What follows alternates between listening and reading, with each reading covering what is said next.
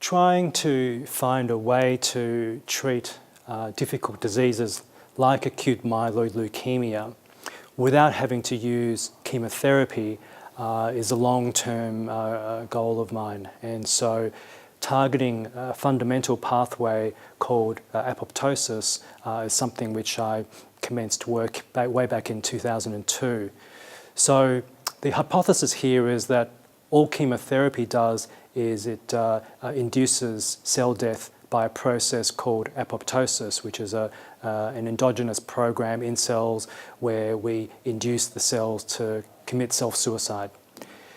We have great knowledge now about the processes underlying apoptosis, and we know that every cancer cell, when it's given chemotherapy, ultimately dies by the process called apoptosis. So the question is, can we induce apoptosis without chemotherapy and in a way which is targeted selectively to the leukemia cell and hopefully to the leukemic stem cells without having to expose patients to chemotherapy? There are a number of small molecules called BH3-mimetic drugs which have been developed. Venetoclax is one of them, which targets BCL2. And there are other BH3-mimetics which have been developed which can now target other pro-survival BCL2 relatives such as BCL-X and also MCL-1. MCL-1 has for many years been considered a very crucial survival target in cancer, but developing a molecule to MCL-1 has been a major challenge for various pharmaceutical companies.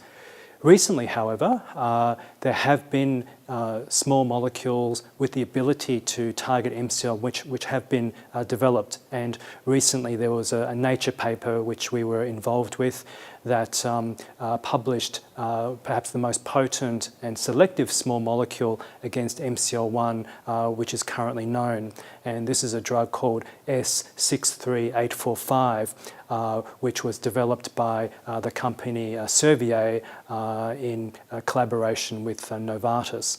So this small molecule is now going to go into phase 1 trials, and it will be extremely interesting to see whether another pro-survival inhibitor can be used against AML.